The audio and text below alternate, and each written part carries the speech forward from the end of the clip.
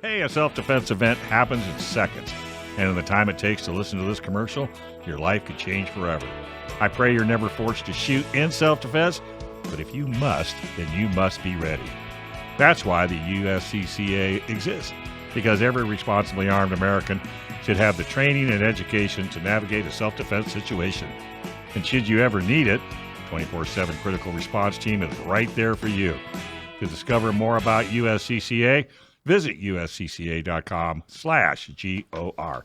Act now, because the life you save could be your own. That's uscca.com/GOR. What's up, Big Dave? Hey, what's kicking, chicken? It's just you and I, man. Just you and me. What did you do? Did you scare everybody? I missed 1 week. You I know. Well, Action Jackson, Chase, his service dog, had a little bit of the... I've never heard of anybody mentioning dog vertigo. Yeah, I just saw. I'm going to have to ask my wife about that. Yeah, they just... but he's fine now. Seems to be okay, which is good. Yeah, he went to 511 Tactical, the grand opening in El Cajon, and Maybe you just had one too many. You know what I mean? Yeah, one too many biscuits. Saturday night. Yeah, you know how that... Well, he's a pretty rambunctious dog. Chase likes to party. He is a party dog. He's all business when you see him in his getup, but that guy likes to party. And we're sorry to hear that Alicia's not feeling well. She's a little under the weather. She likes to party too. I know. She probably hammered down, as the old saying goes. They were probably both, doing some kind of shot contest or something. So, all right. So let's. Why don't we do the? Why don't we go around the horn? Here you go.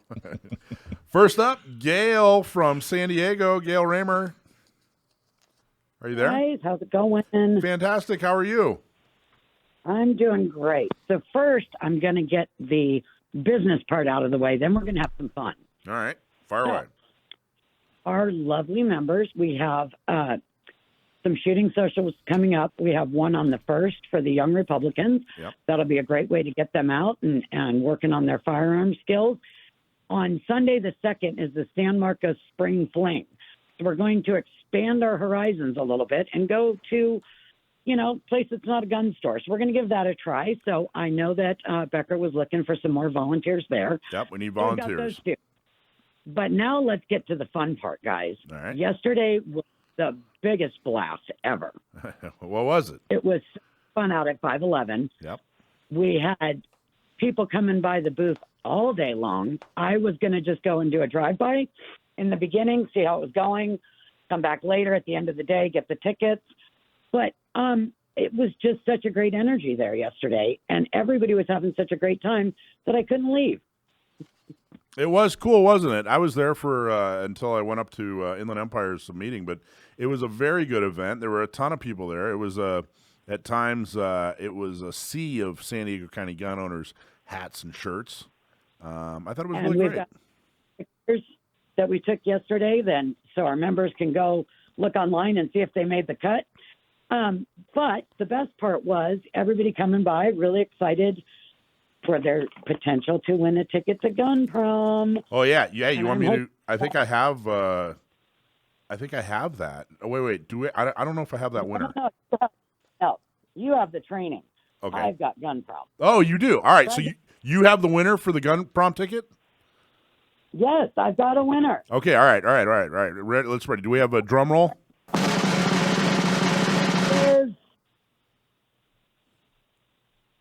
Go ahead. Joel Passion. He is here in La Mesa. Congratulations. So, now, how does he pick up this? Yeah. How does he get his ticket? I'm going to give him a call in just a few minutes, and we will get that arranged. I'll get him in the hopper, and we'll just have a ticket set aside for him. Fantastic. Thank you so much, Gail. So we need some volunteers. So go to sdcgo.org/volunteer, or just go to sdcgo.org and click on the little volunteer tab and help Gail out. We have 2 events coming up where we need mentors and we need tabletop folks. Please help us out. Awesome job, Gail. Thank you. You're welcome. You guys have a good one. Okay. All right, Heather Hawk from Orange County, you're next. Hey, how's everybody doing? Fantastic. Good. I've been hanging around up here today. I took a high-angle rescue course to stop the bleed, so I was hanging off a 90-foot tower. Oh, my gosh. Whoa. Wow. It was fun. Yeah, put a tower in your backyard so you can stay. Are you calling from the top of the tower right now? I was cool. done. I'm just about home, so that would have been fun if it would have been earlier. I could have, but Well, you got to go to Coda in Texas. It's a racetrack. They have a tower that's 250 feet in the air, and the floor, once you get to the top, is glass. Ooh, that's not good. Wow. I couldn't do it. I'm not doing that. Nah, I'm not doing that either. So what's going on in Orange County, Heather? Well, this weekend I took Linda Yee. She's one of our members that won a range day with me for my birthday. I did a drawing for him. I took for her and for the members, and I took her to Route 66. We had a couple other friends there that came with her, so we got to go shooting for the day. And then we had a tabletop at La Habra Detail Garage for their rides and coffee this morning. So that was a lot of fun. Got to see some nice cars. We have our CCW seminar coming up on Monday via Zoom. Anyone interested can find the information on our website, ocgunowners.com. And then we're going to have a tabletop next Saturday at On Target in Laguna Niguel. So I also get to pick up my new firearm out of gun jail there that day. So if you want to come see it. What'd you get? Come volunteer. I got a Henry 357 carbine, the lever action. Oh, that's my rifle. Beautiful. That's awesome. That is, and made in America, by the way, folks, in case you don't know anything about Henry. Yeah. Oh, I bet you I'm very cannot excited. wait to go shoot that. I can't. I've been looking for one for a while. They're very hard to find, and it just they were laughing when I came in. They said that we literally just got this in. I'm like, I know, I've been watching. Awesome. All right. What else? Anything else up in Orange County? Don't forget too, our gun prom ticket system is live. So if you Nice. go to gunprom.com, you can go and reserve your tickets or a table. Bring 7 of your friends along and get a table, and everybody hang out and have a good time. It's on May 20th. Doors open at 5:30 at the Orange Hill Restaurant in Orange, California. Thanks, Heather. Awesome job. All right, guys. All right. Next up, we have Carla from Inland Empire. Carla, it's been so long. I know. You guys always save the best for last, though. Absolutely. So yesterday we had our monthly meeting at Sidelines in Marietta, and it was a great turnout. We had one of our board members, Mike Pettengill, who was also on Gun Owners Radio not too long ago, do a quick modified Stop the Bleed class at the last minute. Unfortunately, our speaker wasn't able to show up that we had planned, but he filled in a pitch and knocked it out of the park. So we were excited about that. Tomorrow night, I'm going to be at the Elks Lodge in Hemet for the Hemet San Jacinto Congress of Republican Club, speaking to them about our organization. And then we have 2 events coming up. The first one is Saturday. It is our monthly shooting social and barbecue event. And it is open to not only Inland Empire, but it's open to San Diego and Orange County as well. You can go on IEGO Gun Owners or IEGunowners.org and under special events and purchase tickets. It's $45, and you get to come out and you have barbecue. There's a steel target pistol competition that we're going to be having. Our instructor, Shane Reagan, will be out there, and it's just going to be a great time with friends. And then we are co-hosting a town hall called Fighting Crime and Protecting Yourself in South Riverside County, along with Reform California. And that is going to be held on April 29th in Marietta. So you can go to the special events calendar also and sign up for that as well. Awesome job. Fantastic. Friend of the show. Oh, you're gonna be Jackson. I'll be Jackson. Okay. Friend of the show, Second Amendment activist and award-winning author, John Petrolino is next. Let's see what kind of shenanigans the Pen Patriot has been up to. All right, but first, if you own a gun in California, you should have an attorney that specializes in California gun laws on your speed dial. Because if you ever have legal matters that involve firearms, you need California's firearm lawyer, John Dillon. Especially if you have questions about red flag laws, gun registration, gun transportation, or maybe you just need to know that your guns are California compliant. Our trusted firearms attorney is John Dillon. John Dillon specializes in California gun laws. Put his number on your phone right now, 760-642-7150. That's John Dillon. That's John Dillon, California firearms lawyer, 760-642-7150. 642-7150. And before we go to John Petrolino, easy for me to say. I need to announce the member that won the CCW certification course from Mike Pettengill, who was, of course, on the show a few weeks ago, which was a great interview. Mike Pettengill was a really great interview. Really I watched him at the meeting yesterday, too, give a Stop the Bleed course, and what a great guy. So his company is Personal Protection Academy, and the winner is Sasha Travasos. I hope I said that wrong. I just know her as Sasha. Yeah, just call her Sasha. Congratulations, Sasha. We'll get a hold of you later and make sure that you get your prize. All right. Without further ado, one of my favorite guys in the whole world. Hey, he said I was. I said one of. Oh, That's gotcha. why. I said one of. One of my favorite guys in the whole world. Really, really, truly great and talented writer and author and just an all-around great guy. And he's been so helpful. Such a good friend to Gun Owners Radio and San Diego County Gun Owners, Inland Empire Gun Owners, Orange County Gun Owners. John Petrolino, the Pen Patriot. How are you, man? Hi, Michael. How are you tonight? Fantastic. How are you? I'm doing very well. It's great to be back on the show with you guys. I really appreciate the invite. Dave, so John is way smarter than I am. Yeah, well. We know that. Yeah. So he says to me about an hour ago, he goes, "Hey, man, you want me to come on at," and he throws out this big, huge, number at me. And I'm sitting there looking it up, trying to figure out what time he's like, "You want me to come on at 47,122?" I'm like, "What?" Did he use military time? Yes. And you couldn't figure it out. And I said, "We need you to call in at 4 p.m. I didn't even say Pacific time, Dave. Let me help you. 12, 13, 14, 15, 16. Yeah. I said 4:10 California time. 4:10. He likes to do that. He asserts his I'm just curious how many pins he's gone through. How many pens? Yeah. The Pen Patriot? I can imagine he's gone through boxes. Well, It made you think about yeah, it. really. I'm using my laptop a lot more now, Dave, than the pens, but it's all good. Hey, don't feel bad. I was telling somebody on TV when I do my little on radio, and I said, yeah, I'll get you the show. We'll put it on a thumb drive, or a CD, and everybody says, a what? A thumb drive? Come on, Dave, get into the 20th century. But hey, what can I say? All right. Okay, so let's talk. I want to. There's so much I want to talk to you about, John. There's so much we can talk about, and I'll bet you we could go on for hours and hours. But let's just kind of start. Tell people where, if people want to see what you write, people want to follow you. Where are they going to see you most, or what's your website, or where who do you write for? Give a little background. Sure. So my webpage is thepenpatriot.com. The best actual way to follow me is on my link tree, tr.ee/J Petrolino III. And I believe there's a link to that on my website.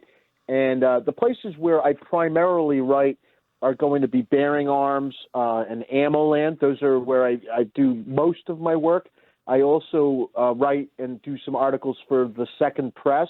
And also there's a news site that I just did an article for called news2a.com. And our good friend Charlie Cook also has an article out on news2a.com. And I definitely want to give a big shout out to those guys because they're in it. There's a group of Jersey guys that saw an issue and it was great. They were fed up, so they did something, and they created their own site. And now they're putting out more 2A journalism, so maybe we'll see some more out of there. But primarily, if you want to find me, my website's a good place. And then, of course, Facebook, The Pen Patriot. The Pen Patriot on Facebook. Now, how did you get into writing?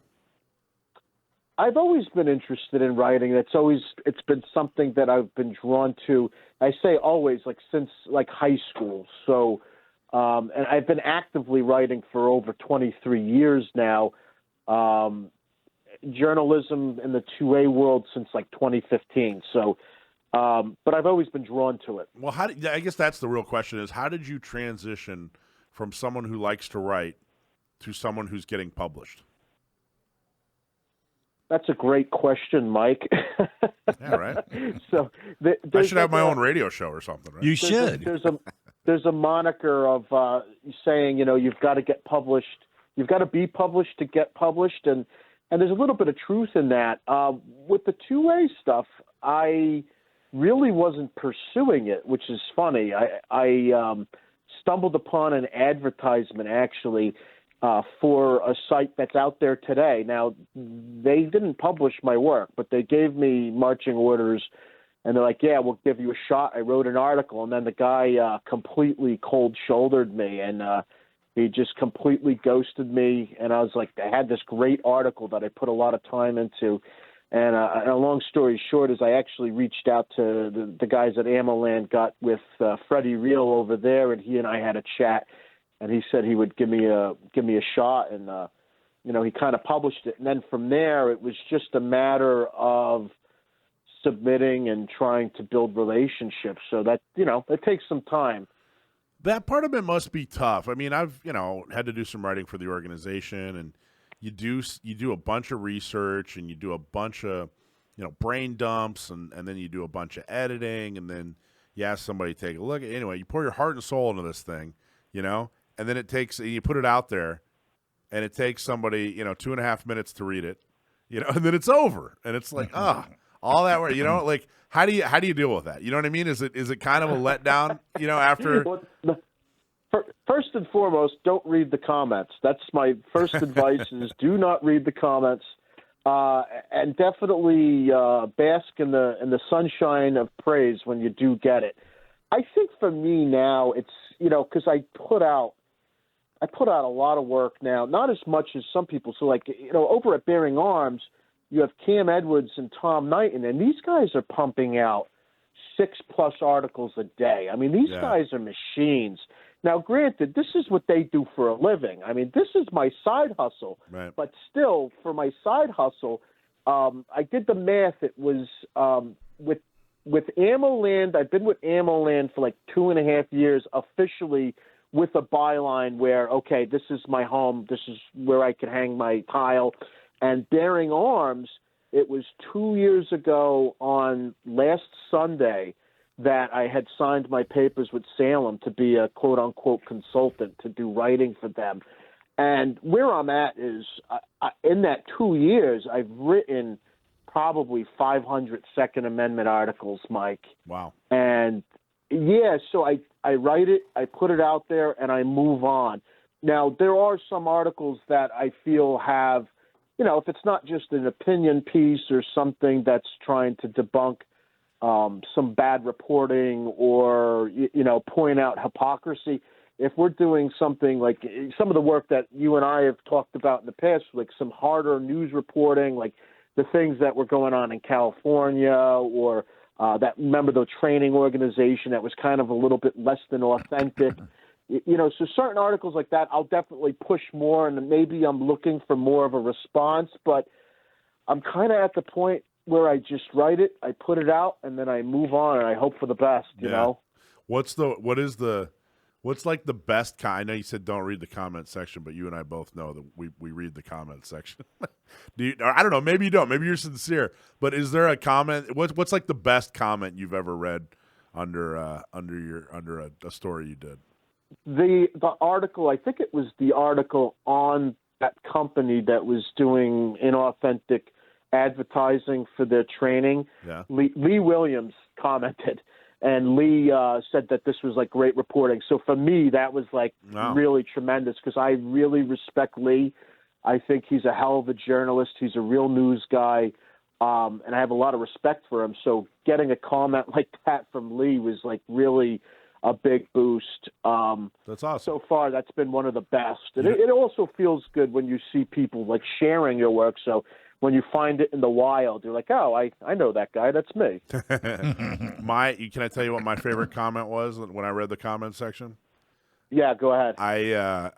We did this. It was for a TV appearance. We did a press conference, and I think I probably told this story before, but it still cracks me up. One of the TV stations started broadcasting early, and I'm standing up there. It's like July. I'm in a suit. It's hot, and so they're like, "Hey, we're gonna start in 30 seconds or whatever, right?" And I'm like, "Okay." So I grab a towel and wipe my face off and get all ready to go. Well, this TV station, like I said, was already broadcasting. So the first comment was, "He's sweating bullets." Mike, when you were telling the story, I thought you were going to come up with your favorite comment that somebody made about my work. I didn't know. No. Everything I see about you, everybody respects your work. I don't ever see any criticism. You do such a good, thorough job. I don't know, Michael. It's funny because I get some weird hate mail from once in a while. I did a story on the New York State Jewish Gun Club. I started getting like anti-Semitic hate mail. There was one time I did a story that I had an anonymous source, and the source was an elected official. So like I was trying to be very careful to cloak their identity, and I used non-gendered language to really cloak who this individual was. Somebody sent me hate mail accusing me of being woke and not using gendered language. I said, look, this was an anonymous tipster. I said, I'm taking it to the extreme where I don't want to, divulge the person's gender. And I think, you know what? I think that's fair, Yeah, that's ridiculous. Anti-Semitic? The like hate who's mail's fun. what is it? It's 2023. Like who's anti-Semitic in 2020? Cracks me up. Like what world are we living in? Like catch up, guys. All right, so I want to talk to you about some of your articles, John, specifically. Well, we'll talk about when we get back. But there's that sounds good to me. Okay, perfect. Hey, Orange County Gun Owners is dedicated to preserving and restoring Orange County's self-defense rights. And if you live in Orange County and you want to help defend and restore the Second Amendment, you need to join OCGunowners.com/join. Orange County Gun Owners is the Do Something organization to restore and defend the Second Amendment. Volunteer at a shooting social, at a gun shop, tabletop, to help more pro-gun local officials get elected. Save the date. Orange County Gun Owners Prom is May 20th. You need to become a member, and you can do it by joining OCGunowners.com/join. All right, we're back with the Pen Patriot, John Petrolino.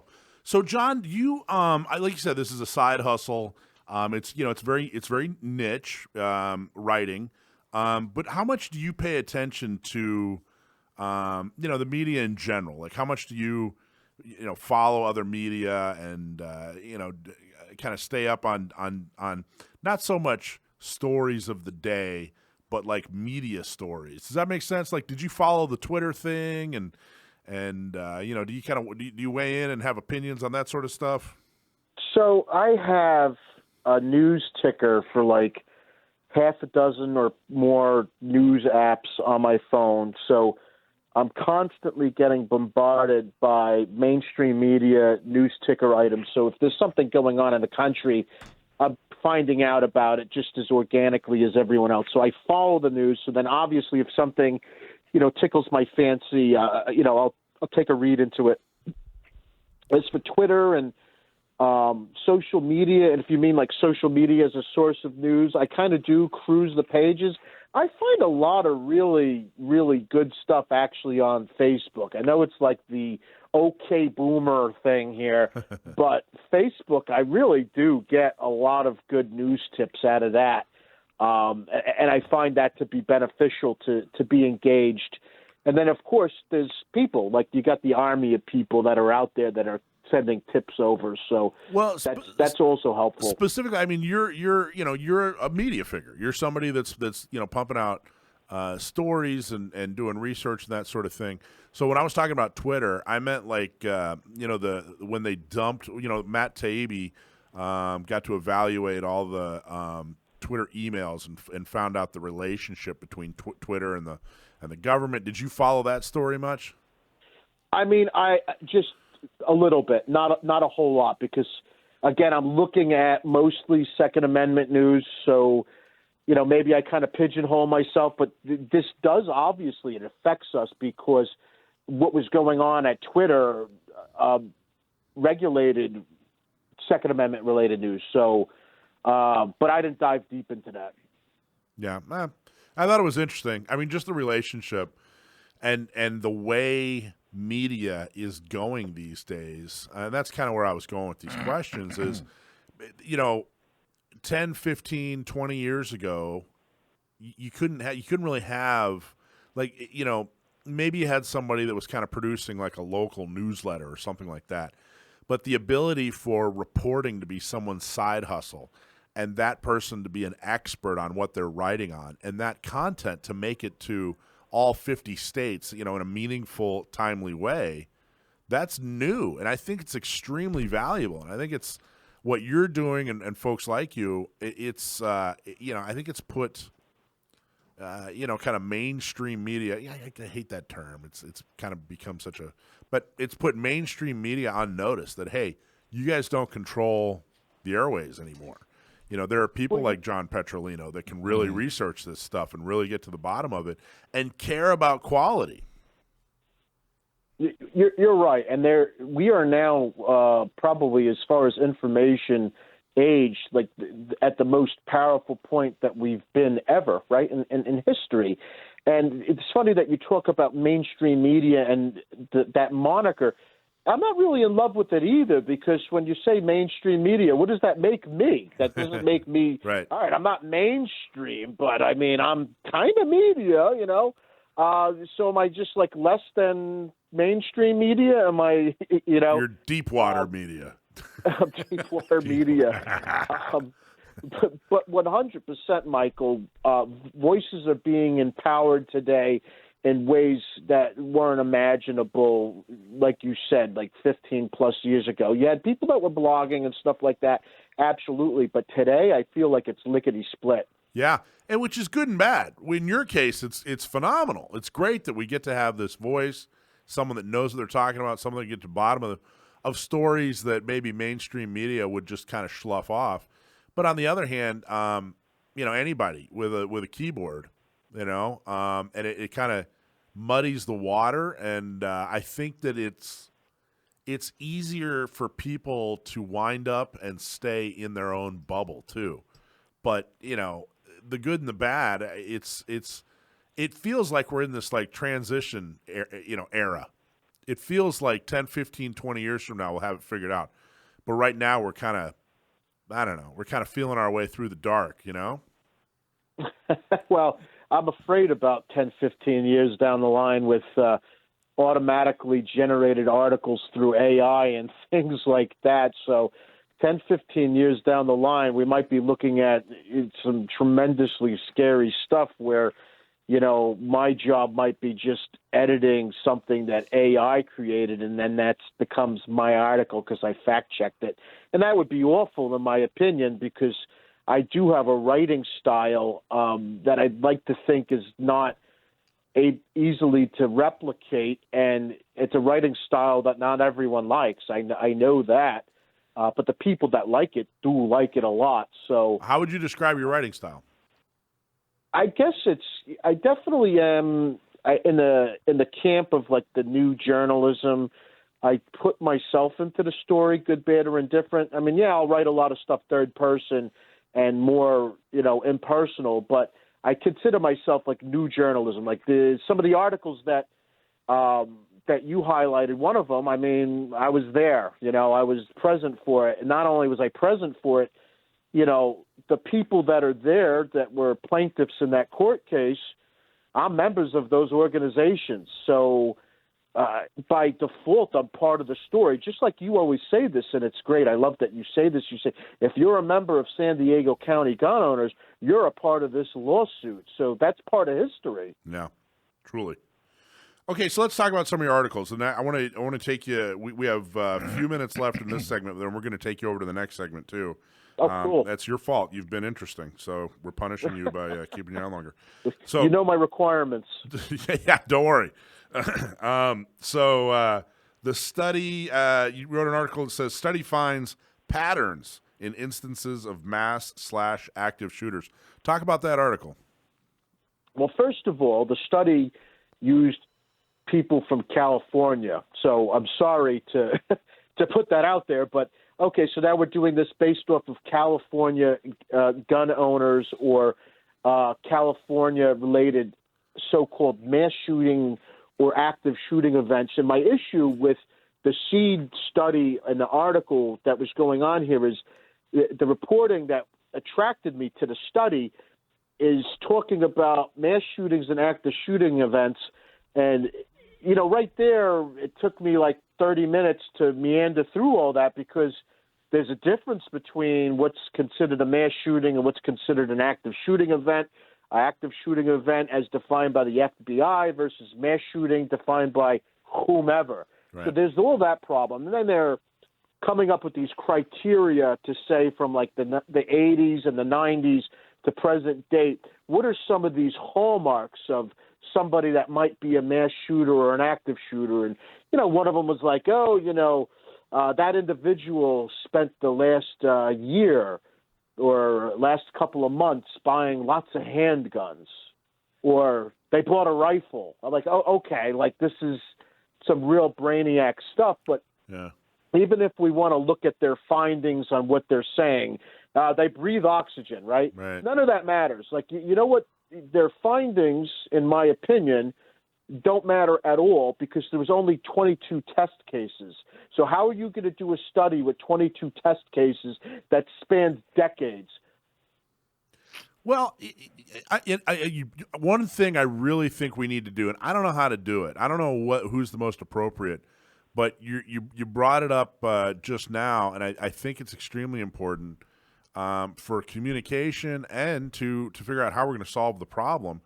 That we need better terminology. They use mass shooting or school shooting or whatever, and then come to find out, if 5 gang members meet in the street and another 5 gang members and they all shoot each other, that's a mass shooting. And if they do it 100 yards from school, it's a school shooting. It's like, well, wait a minute, that's not. Those are 10 career criminals that are doing what career criminals do, trying to solve that problem, by and with the same steps we're taking to solve the problem of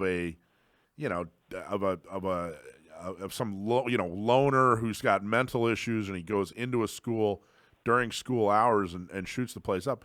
They're completely and totally different solutions. They're completely and totally different situations, but. The other side, the anti-Second Amendment side, the anti-gun side, it behooves them and benefits them to pad the numbers by calling these all, one thing. All these are mass shootings, and I do think we got to better define this stuff. We got to come up with. We being the gun owner community should probably be the thought leader on this thing. We should probably take a leadership role and say, hey, look, we have 5 different terms with 5 different, definitions, because we're going to need 5 different, solutions to solve these problems.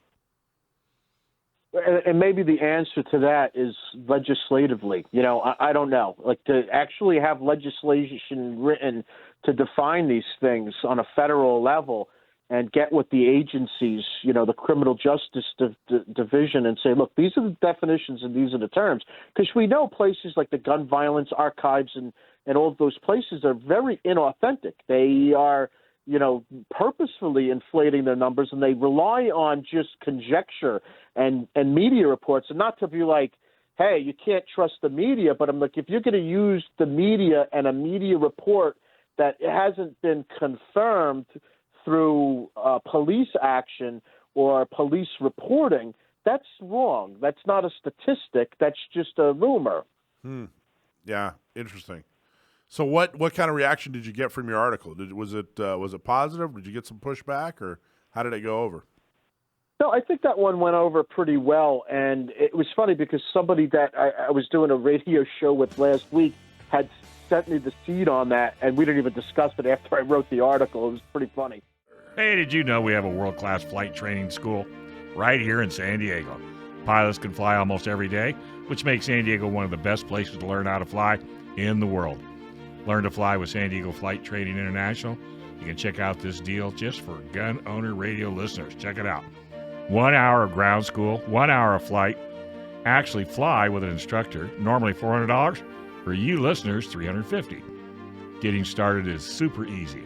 Call 858-569-1822 or learn to fly with STFTI. Call today at 858-569-1822.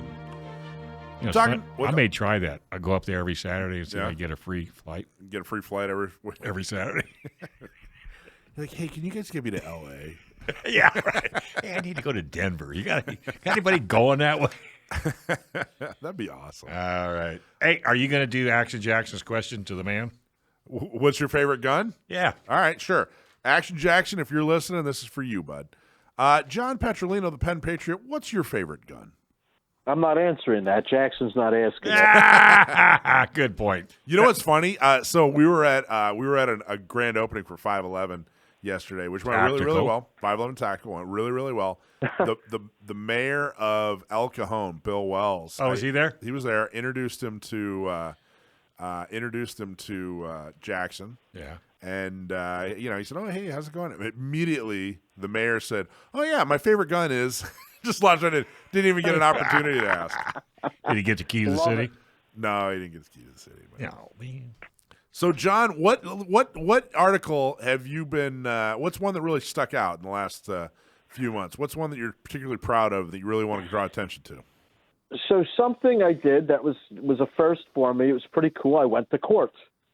As you know, that New Jersey, much like New York, wrote a carry killer bill to squish what level of carry we have in the state. And we are challenging that law, and it's in federal court. And there's a temporary restraining order on the carry killer law. Well, a couple of weeks ago on a Friday, I guess it would have been not this last Friday, the Friday before, they were having a hearing for the preliminary injunction. Mm-hmm. And I went to Camden. I went down to the federal courthouse, and I sat in and listened to ANJRPC and SAF and who else was there, FPC and all the other organizations litigating against this horrible law against the state, and that was pretty cool for me. Wow. What stuck out in the process? Was there something that stuck out or surprised you? What really, well, it was neat because I felt like I'm in like a TV show now, like watching the court battle go on. I've never sat in court for anything other than maybe like a minor traffic ticket, so this was a new thing. So to sit in federal court, that was pretty cool. The judge was really awesome, Judge Baum, and she actually, if you could get your hands on like the transcript of the audio recordings that are out there, you can see that she was really, I'm not going to say 100% on our side, because like our side is almost like zero regulations. If I had to take a stab at it, I don't think we're going to get to a point in my lifetime where like, whoa, we've taken away too many restrictions. We're going to have to stop taking away restrictions. I don't think we're ever going to see that in my lifetime. But Judge Baum basically called out the state a couple of times, and one of the times she said it at the end, because they had litigators there also representing the Senate president and the Assembly speaker. Like they wanted to intervene in the case because they were afraid the state was going to screw it up. Well, let me tell you something. The guy that they brought out, I think I referred to him as standing there like a brick wall, and his arguments and everything that he had to say made him sound as obtuse as one of the bricks in that wall, because this guy was bad. And she basically said to him, the state's, you're basically telling me the state's stance is we don't want anybody to have guns, period.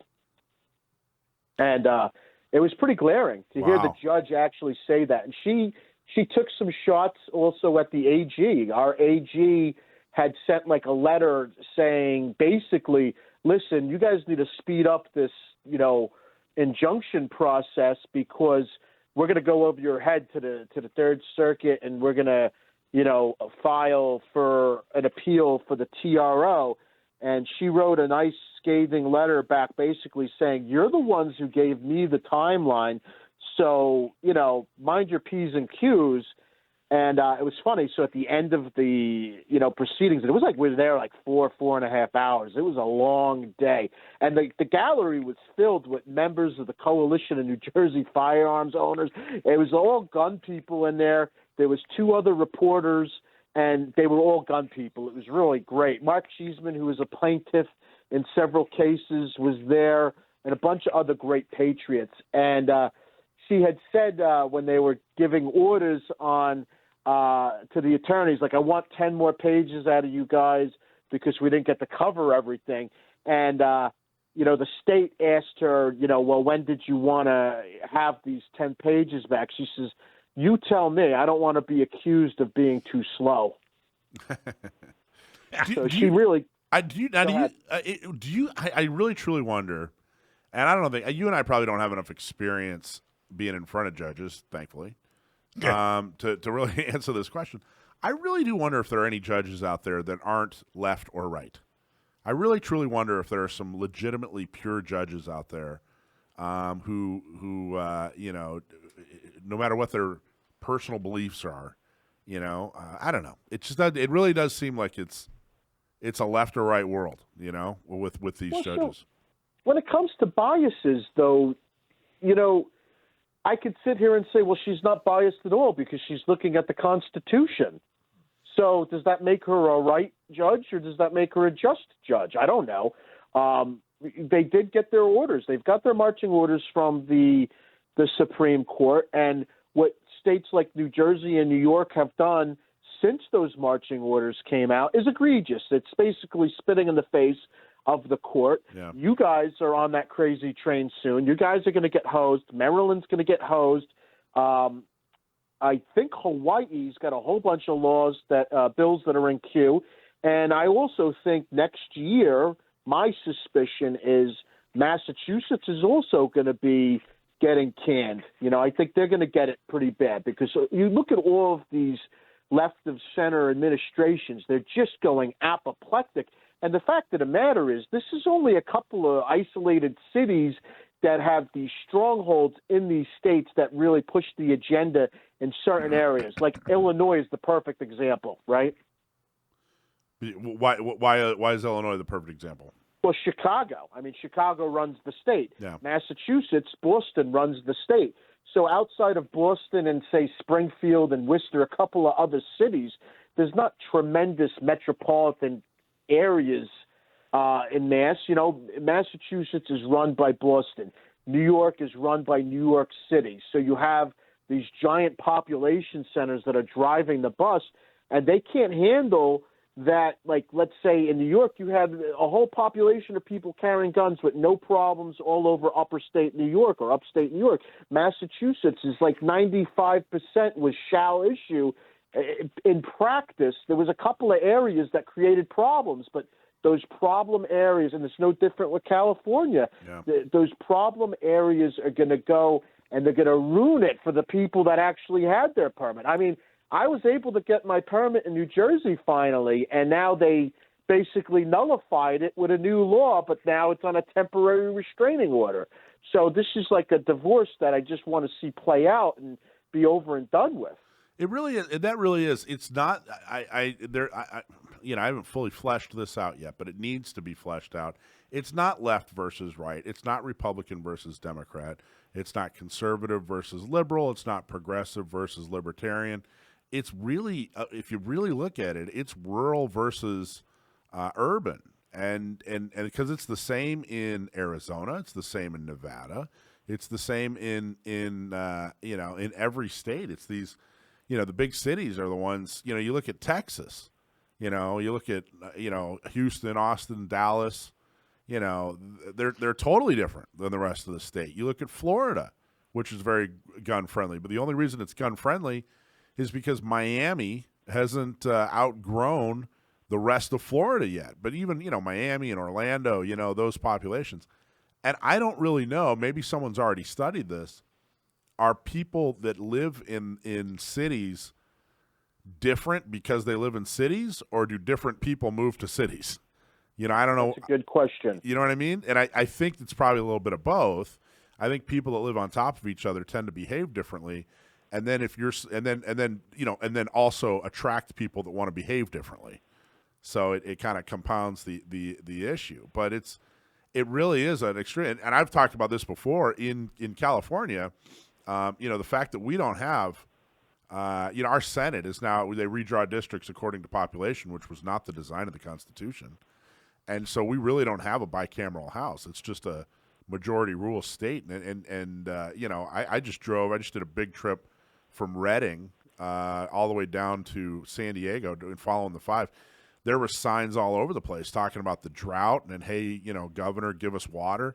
And those are the kind of issues that crop up when L.A. and San Francisco run the whole state. They don't. It's not just guns or even taxes. You start. Rural areas have very, very different needs than the cities. But anyway, John, you're awesome, man. I can't say enough good about you. I think we're going to see you at Gun Prom, aren't we?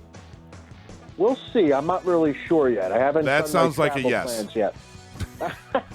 We'll see. Hey, Inland Empire gun owners strive to be the ounce of prevention in the fight for your gun rights. How do they do it? They do it by fundraising and getting local pro-gun candidates elected. Become a member today. Go to iegunowners.com/join and join the growing number of responsible gun owners stepping up to defend our Second Amendment right. That's iegunowners.com/join. Okay, Gun Owners Radio Range Day is happening on April 23rd. If you have not heard about it, now is the time to sign up. You get to shoot outdoors, you get to shoot on steel, you get to move and shoot in the Grove. Ex-Nihilio and Franklin Armory will also be there for product demonstrations, and there's going to be all kinds of cool fun.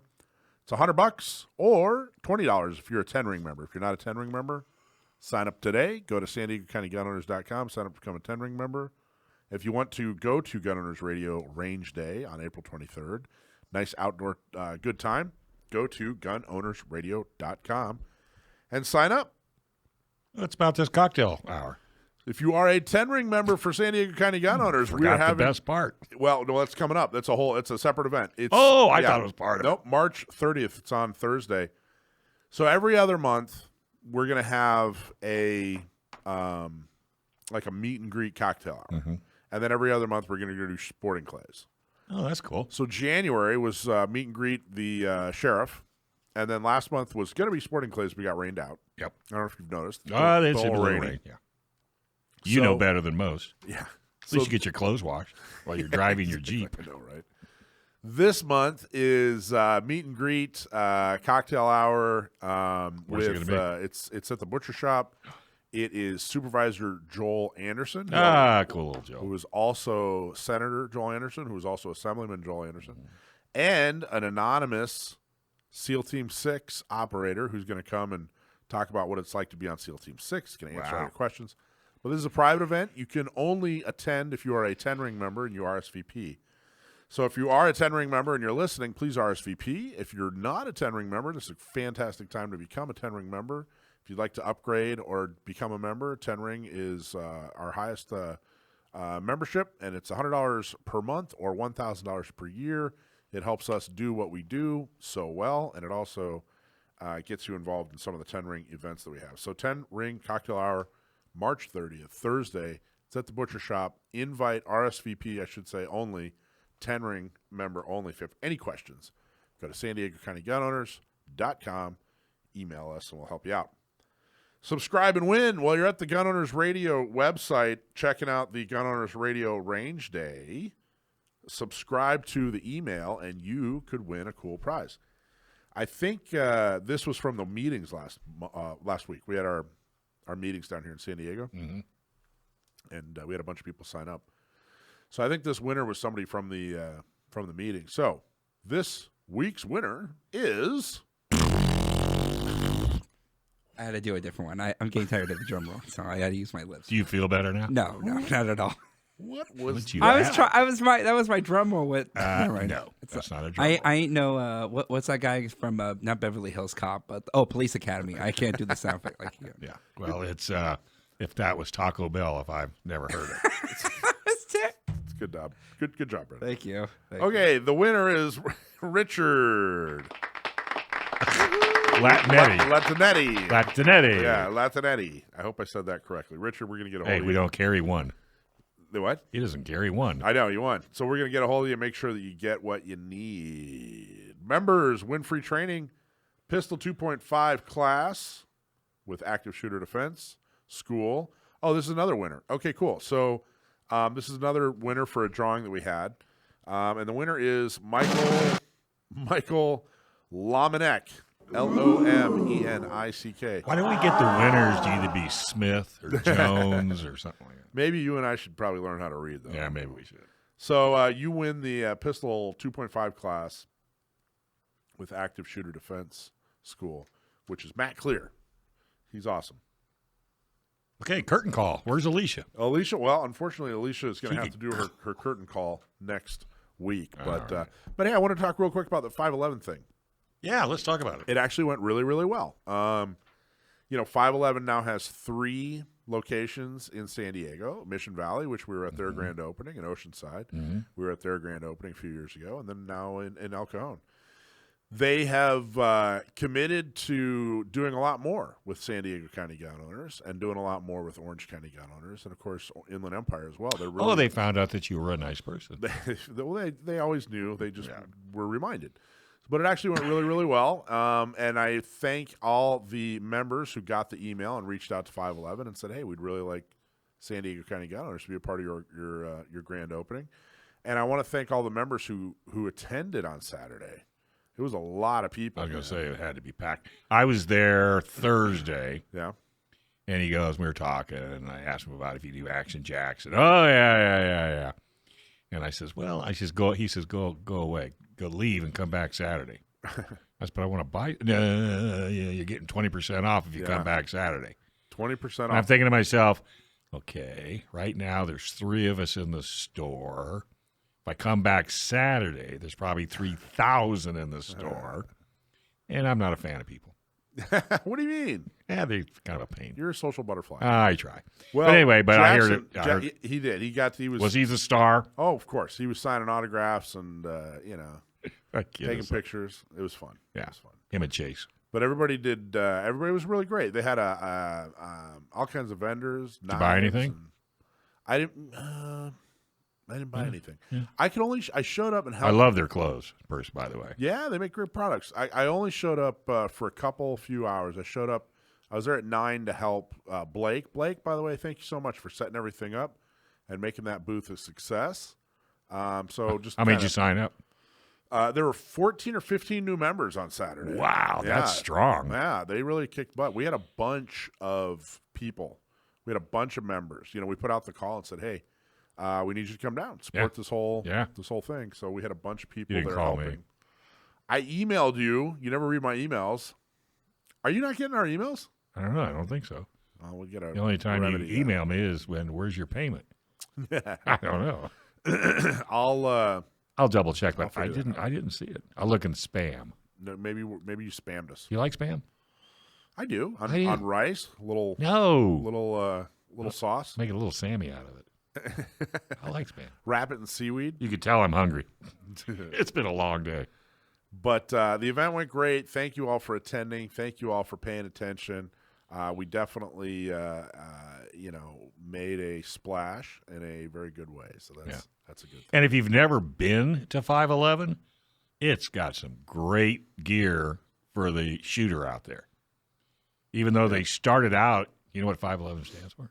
Well, I believe it has something to do with mountain climbing. Yeah, it's a mountain climbing, and it's a degree of difficulty on a mountain. Is that the hardest, 511? I think so. And so now, they used to just have all your mountain gear. Well, now they've got everything. They've got all your vests and, carry your weapons in, and I bought their shoes. That's also what I lie to people about when I tell them how tall I am. 5'11"? 5'11". Yeah. What are you, 5'10"? I honestly used to be 5'11". I've shrunk significantly. Well, I have too. And my shoe size got bigger. I'm like 5'9". Your shoe size got bigger? Well, so I squished down, and then my feet extended. Yeah. I was a 9.5, now I'm a 10. I was almost 5'11". Check your shoe size. No, my shoes I have Fred Flintstone feet. So but they're bigger now, I bet you, than they were before. I've been wearing a 13 really wide since I was like 14. And you're still wearing them? Yeah. And your feet hurt. Yeah. Because they've grown. No, they smush out. The toes go forward. But I had back surgery, and I lost like 1.5 inches, 2 inches. Can you believe that? Oh, back in the day. Yeah, they took a discount. Boom, I'm 5'9". You feel better? Yeah. Yeah, your back goes out all the time. I'd rather have the disc back. I'd rather be 5'11", I think. I think I'd rather be 5'11", too. You know, folks, a lot of companies really waste an enormous amount of money on marketing. The design might be excellent, the photos are beautiful, and your website looks great on your phone, but it's not getting customers. Why? Because you don't have the words that make people buy. But now you can fix that with Sage Tree. Sage Tree can help you find the words that make it easy for your customers to understand what you do and how to buy from you. Stop wasting money today and schedule a call. Getting started is easy. Visit sagetree.com and click on the Schedule an Appointment button. That's sagetree.com and click on the Schedule a Call button. Hey, we got John Dillon on the line? By chance? Yes, you do. How are you doing? Oh, my gosh. There he is. How you doing, Hollywood? I'm doing pretty well. How are you guys? Are you busy? Yes, very busy. Welcome to California. Yeah, no, it's a good busy too. And to foreshadow a little bit of what we're talking about, we're getting busy winning. Is there something? Wow. Is there something you can tell us? We want to talk about the injunction, but before we get into that, is there something you can tell us? Yeah. So, no new orders have come out from the courts, but I have high hopes in a couple good ones coming out soon. Namely to do with the Assault Weapon Control Act. I have a feeling we're going to be successful in that matter. Feels like it. Yes, I do. Give it, John, for folks maybe that just tuned in or they're not aware of it. Why don't you give us a little, crib notes of what you're talking about? Yeah, so there are a whole number of cases that have been filed against the state of California for its various infringements on the right to keep and bear arms. One of which was a challenge to the state's assault weapon ban. All the papers have been submitted on that, and we're just waiting for the court's decision. Recently we had a great decision come out of the Boland v. Bonta case, which was a challenge to provisions in California's handgun roster requirement. So, in California, you can't just buy any handgun you want. You have to only buy a handgun that's listed on the California's, safe handgun roster. The problem being is since 2013, we haven't seen a new semi-automatic handgun be added to that roster. And that's because to get on the roster, you're required to meet these standards that are, they don't do anything for safety, but also are just non-existent and impossible. So basically, you have a case, this roster requires three main things: a loaded chamber indicator, a magazine disconnect mechanism, and technology that's referred to as micro-stamping technology. And that essentially the theory of it is anytime you fire a weapon, the firing pin and some other part of the firearm stamps onto the casing of the bullet the serial number of the gun and where the bullet was fired from. And the DOJ and the state of California in their dreamland, they think that this is somehow going to help with, catching bad guys or law enforcement. And the problem being is this is a theory in the sense of this technology doesn't exist. It's never been implemented on a firearm ever, and no manufacturer has done this. So they require something that can't be done, and they do that because they want to prevent Californians from using, modern technology. Right now, you're basically limited to guns that were made 17 years ago. So the injunction was because there's a lot of bad information going on or going out about the injunction. They didn't strike down the roster. They didn't, the roster hasn't gone away, and my guess is it probably is never going to go away. Well, maybe not, but we can talk about that a little bit. If John works harder. And do you still have to remove 3 guns to put a gun on the roster?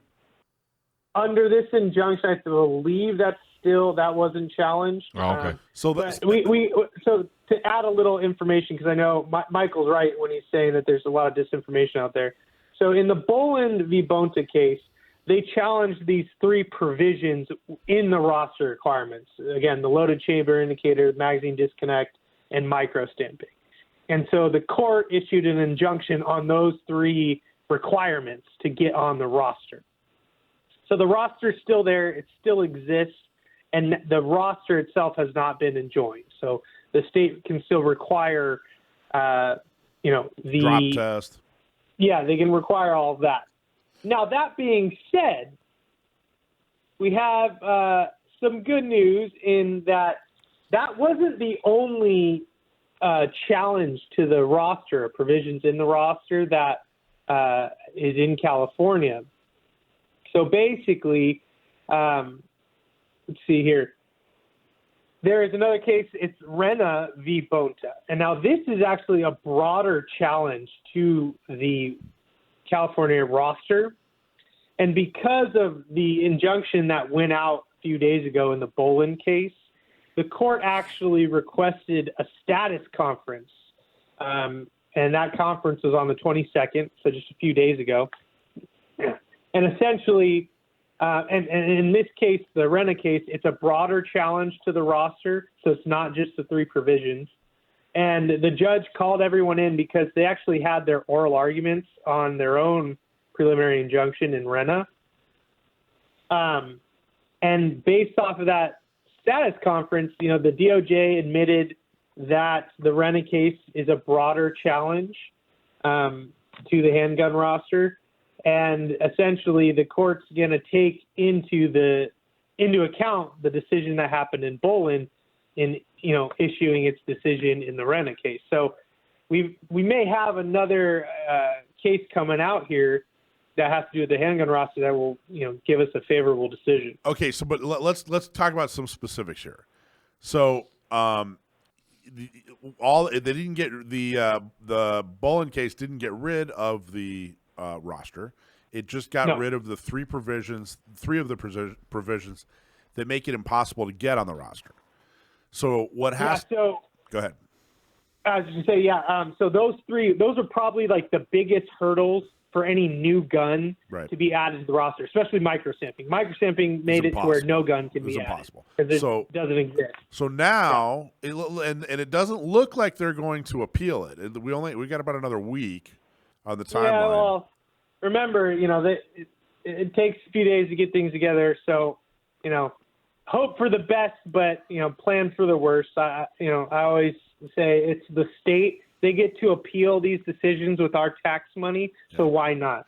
So here's the thing. Let's just say they don't appeal it and the injunction stands against the 3 provisions. Mm-hmm. Let's just take Glock for example, to get their Gen 5s on the roster.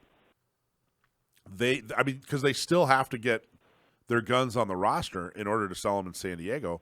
They just don't have to get the microstamp and the chamber indicator, et cetera. Yeah, so basically they would still have to submit, I think it's 3 models of any gun that they want onto the roster. And basically those guns would be submitted to drop testing and various requirements that, in essence, every modern handgun can essentially pass these tests because each manufacturer has to do all these tests already. Otherwise, because if they didn't do this type of stuff, if the gun just would go off anytime you dropped it, then that manufacturer is going to be liable down the road. Right. So these things are already done. So it won't really be a true hurdle anymore to get on the roster. Yeah, but it's going to take months. Where I'm going with this is it's going to take... It's not an immediate, hey, go buy a new Glock Gen 5 tomorrow type thing. It's going to take months just to make it through the lab. The lab's in Maryland. The test will take months and months. And then the actual paperwork to get onto the roster is up to the California DOJ, which, again, could take months. So this... Yeah, it's probably at least 6 months. At least, yeah. Yeah, but, and that's if the DOJ doesn't drag their feet. Which I think they probably will. That can happen. Yeah. But then we go to Dave's question. Let's just take Glock, for example. If Glock says, hey, we're going to take these, 10 Gen 5s and put them on the roster, would they then have to remove? Like, see what I'm saying? Like then, they'd remove their Gen 3s, but it would end up. What happens? You know what I'm saying? Like even if we do wait the 6 months and they can get their guns on the roster, that that +1 -3 thing is a huge problem. What happens there? No, it is, and the Rena case is challenging. It's a broader challenge to the roster. So think of the Boland case. It's a huge win. It's awesome to have, but it's the stepping stone. These laws that California's put in place, over the last couple of decades, they're just compounding over on top of each other and making it hard. So to get it back to where we actually have our right to keep and bear arms, it's a chipping away process. And in this Boland case, just tipped off a big section for sure. So we're still talking years. We're talking years before we're really going to be able to buy something off roster. It all depends. If the Rena case goes forward, they get a preliminary injunction there, and we have a broader restriction on the roster requirement, then, it's not years. Then it's, hey, buy and sell guns like any other state in this country. Oh, I see. So the Rena case, so the Boland case could crack open the Rena case. The Rena case really truly would eliminate the roster. Yeah, that would have much broader implications in the challenge to the roster itself. And again, so if the roster is enjoined, well, then then we don't have to go through all that process to get a new handgun. It's just you go to your FFL, you do your background check, you get your gun. So how do you feel about that there's so many possibilities, aren't there, John? It's almost, I hate to even speculate. Well, what's some other, let's not even speculate. Let's just kind of give a couple of different possibilities, which we've already done. But what do you think, so now we're just waiting for the judge to issue some kind of statement on the Rena case? Is that what we're doing? Yeah, we're waiting on the judge to order, make the same kind of order on whether or not they're going to issue a preliminary injunction in the Rena case.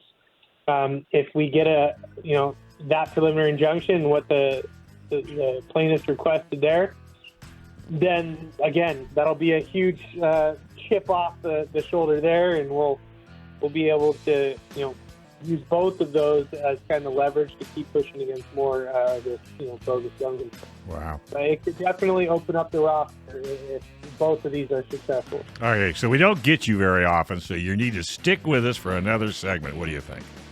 Sound good. Hey, is there a better tool that empowers a woman to defend against an attacker that's, say, 100 pounds heavier? Well, that's why it's so important for women to learn how to defend themselves with the most effective self-defense tool ever invented. For women led by women, the Not Me program is designed to help with training, purchasing a gun, and getting a concealed carry permit. And guess what? It's totally free. To sign up, go to notmesd.org. The program is also available in Orange County and the Inland Empire. Get help today at notmesd.org. All right, back with us is John Dillon, the infamous gun attorney right here in San Diego. In fact, if you ever got pulled over by a police officer and you happen to have weapons in your car, first person you should call is not your mother. You should call John Dillon. Serious? But yeah, Serious? I wouldn't call my mother. I'd call John Dillon. I call him for all kinds of reasons. Don't say anything to law enforcement. That's right. Officer. Don't say nothing. I see nothing. I know nothing. Yeah. I'll tell you, the 90% of the time, and if I get a call, someone will tell me the story, and unfortunately, they're just like, yep, I told him this. I was honest about that. I said this. I gave him permission to search this, and now I have all these charges. I don't know what happened. I was cooperating. Yep. What is the most? I guess you kind of just answer that, but what's you give some advice? Like, just tell people what am I being detained? Am I free to go? Don't let them search your vehicle, or what's the most common mistake? The only things you need to say to any law enforcement officer if they're talking to you in a professional capacity is, I'm invoking my right to remain silent. and I'm invoking my right to have my attorney present before any more questioning continues. Nice. And then you shut up. That would eliminate, 90% of people getting in trouble and getting bogus charges put on them. But what if they just invoke their rights and shut up? What if and they then give you searches? What if they give you a really nice donut and a drink and they pretend to be your friend though? Yeah, well, they will. They can pretend to be your friend. They can lie to you. They can put pressure on you. They can do all sorts of tactics to start making you talk. But as long as you say those things, I invoke my right to remain silent, and I want my attorney present before any questioning continues, they can't anymore. They got to stop. So, it makes life just so much easier for both you, the person being questioned, and potentially me, your lawyer, if I have to come into that situation. It's, just a sigh of relief when I get a call saying, yeah, I didn't say anything and I invoked my right to an attorney. It's like a wonderful situation if that happens. What about the intimidation factor? Because I think when, law-abiding citizens, they get stopped by a police officer, I think they're afraid to say, I don't want to talk to you, I want to talk to an attorney. They're afraid they're going to get arrested. Well, they think, and that may happen. You may get arrested, for various reasons, meaning they put you in handcuffs to take you down to, the station. But this is the thing. If you keep maintaining your rights through that process, well, then you get your lawyer, and your lawyer can deal with all that later. The problem being is, and the context of this is we're talking about all these bogus firearms laws that are in California that can get people into big trouble through various technicalities. The biggest one, excuse me, like the assault weapon laws that are in this state. If you don't have your gun with the right configuration and the right parts in a system that changes the definitions of everything every few years and expands the definition of what an assault weapon is, well, then you get caught and you're a good person. You never committed a crime. You're just coming home from the range and, you get pulled over. And the unfortunate thing is innocent people generally, they think that, oh, well, as long as I'm honest and I cooperate, they'll understand that I'm a good person. I didn't mean anything. I'm not trying to break the law. And it's just an accident. But this is the thing. Cops, they're law enforcement. They're not law, oh, I understand your situation. They're law enforcement. Their only job is to enforce the law. So if you've broken the law, being cooperative or being nice, it really is not a defense when you're in court, a month later. So that's a big thing. I don't even know if it's so much intimidation. It's not really. It's not that they're intimidated or afraid. It's that they're going, hey, wait a minute. I'm a good guy. I'm a good person. I'm not a career criminal. I haven't done anything wrong. And so they think that the police officer knows that. And the reality is that police officer is not your friend. I don't care if you have your Back the Blue bumper sticker or if you have your American flag with the blue ribbon, whatever, and all that, blah, blah, blah. That cop's not your friend. Right. He's on the job. He or she's on the job. He or she, their job is to figure out what is going on here. Has a crime been committed? Is there a reason? Whether you're a good guy or a bad guy. And I'm sitting here going, hey, I'm a good guy. He and I are buddies. We're friends here. We're both on the same side. No. Wait a minute. You're handcuffing me. What are you doing? So let me ask you this loaded question, John, because I've had a couple of people ask me, and I kind of told them yes. 760-642-7150. Is that 24? Is that 24/7? Well, it's definitely the answering machine can be 24/7. Okay. Well, because if I'm up against, if they got me on the hood of the car. Yeah, I get forwarded everything. So any message that's left, it's forwarded to me. So if there's an emergency in the middle of the night, I will get a notification for that. Okay. All right. I mean, because, that's the number to call 24/7. It's just that he may not be picking up. Well, he's not going to pick up necessarily. Well, he's got kids. Yeah. He'll be up. He doesn't sleep. Yeah. How many more have you got now? Yeah. Second Amendment doesn't sleep. I got 3 kids, almost 3 cows, and a whole lot of other animals. Jeez. He's got a menagerie. I know. Yeah. 3 cows. I don't think I want. Was that your cow running down the street in Fallbrook? No, my cows are nice. They don't run anywhere. They're They nice. stay home. They're nice. They're trained. So stop distracting us from the issue at hand, all right? So let's talk about gun laws. Yeah, all right, we talked about, okay, so what else? So we talked about the roster. I think we pretty much got the roster. Is there anything else we need to clear up about what's going on with the roster, or should we move on? Well, yeah, during the break, I went back and I was looking at the Rena case and the complaint filed there, and it's a challenge to all of the California handgun ban statutes, which is the roster requirement statute. So if we get a favorable decision in Rena, that would be huge. And it's one of those things. Bonta, I don't want to be too hopeful, but that has really set the stage for a great decision out of the Rena case. So, and that would be a much broader challenge. Again, though, even if we get a favorable decision, the state can still appeal. There's still 100 different things that can happen, but it could be very good. Who's the judge on the Rena case? The Rena case is Judge Dana Sabraw. Okay. Mm-hmm. All right. And we have no idea what a timeline is, do we? We don't know when the decision for the Miller case is going to come out, when a decision for the Rena case. We have no idea. There's no way to tell. I thought the Miller decision would have already been out by now. Here we are in March. I was saying it was going to be out by January. So it doesn't seem like there's any good that can come of guessing what the timeline will be. Yeah, it's really hard to guess.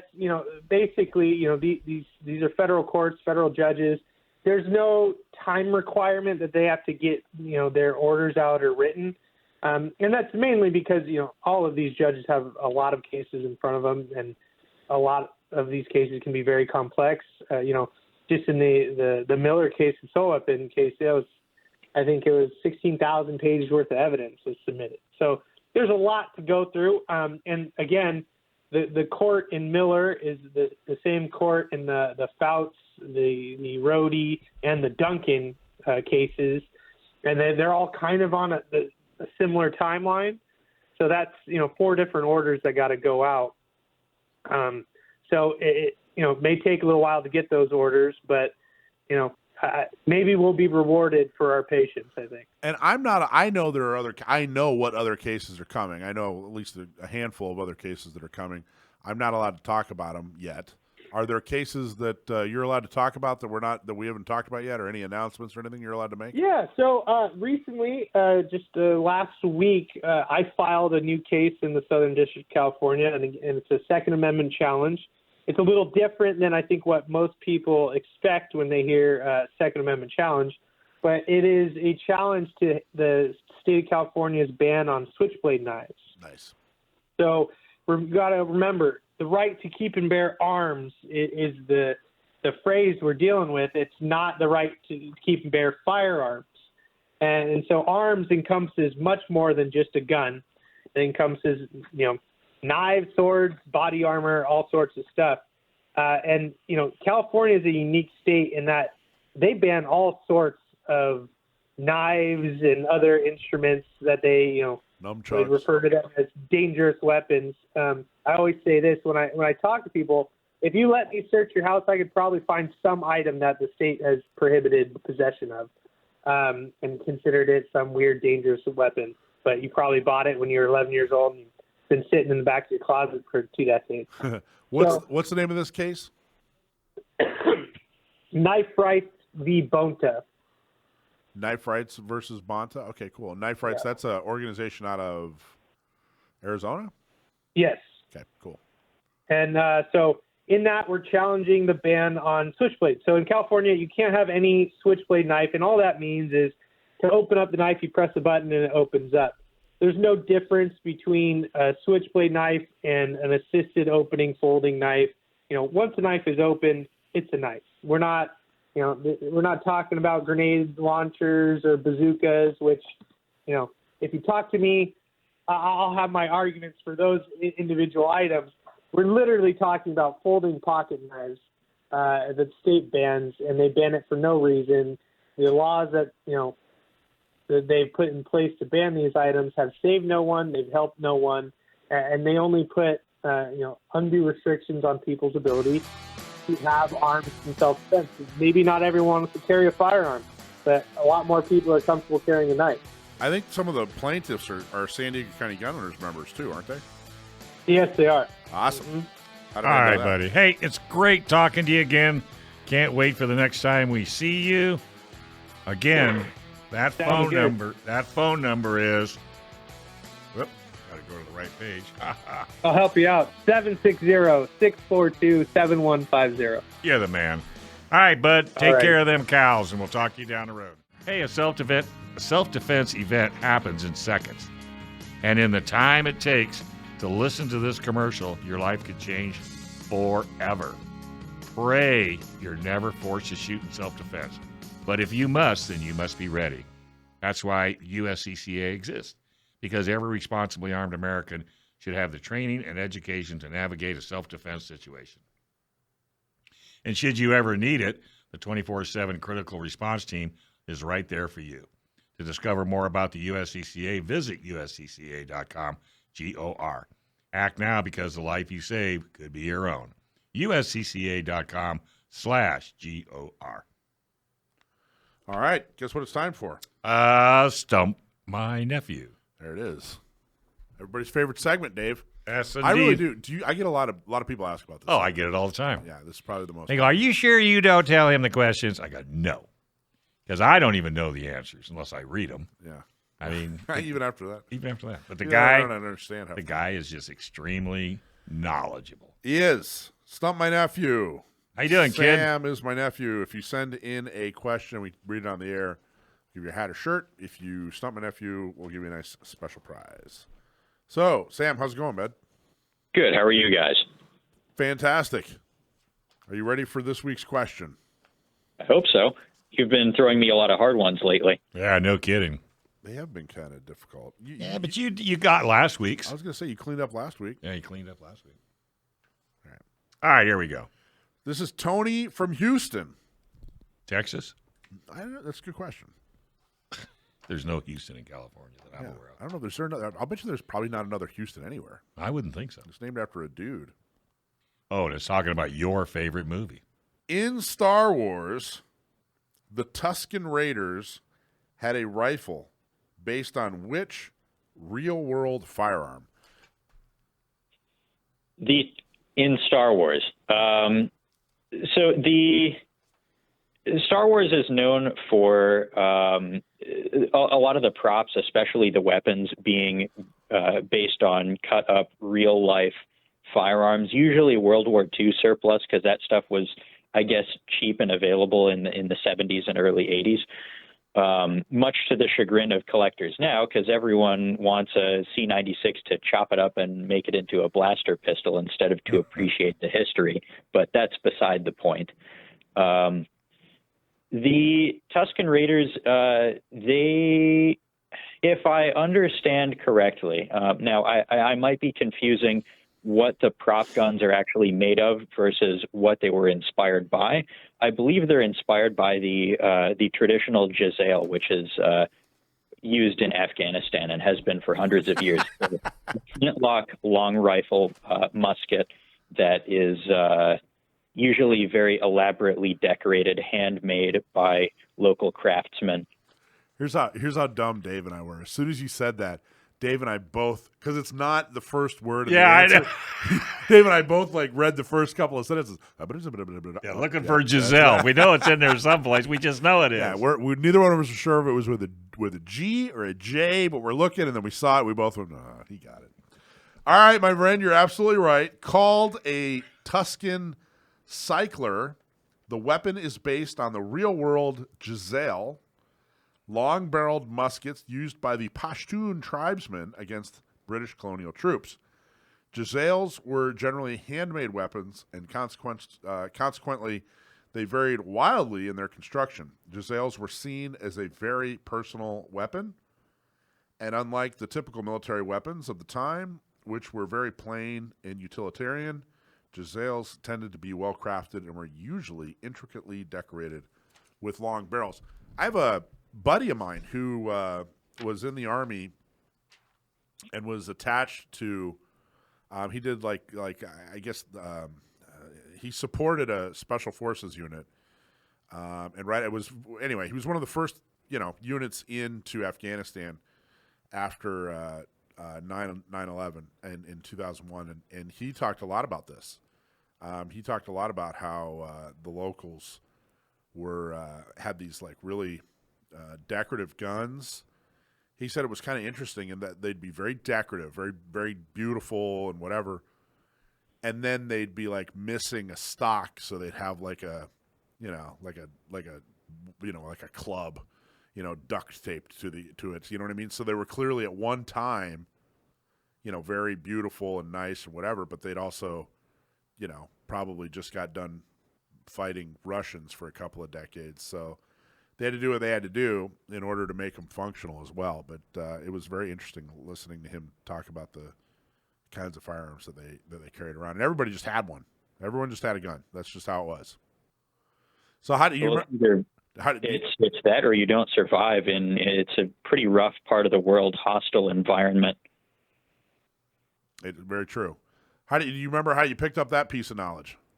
I don't, but it's a pretty distinctive weapon if you've ever seen one or even heard mention of one. Rudyard Kipling actually writes about them in his poem Arithmetic on the Frontier, which I think I brought up in one of my blog posts a few months ago. But that's an interesting and impactful poem. You should all read it.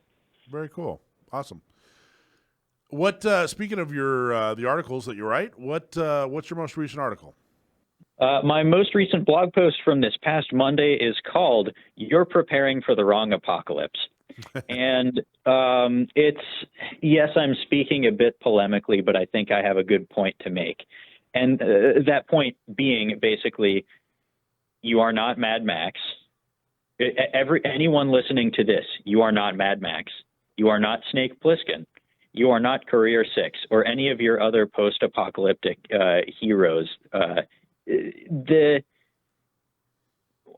Working in a gun store, I heard a lot of people, usually customers, talking to each other about oh, this is my apocalypse gun and that's my apocalypse gun. Like, what kind of apocalypse are you preparing for with a plate carrier with level 4 ceramic in it?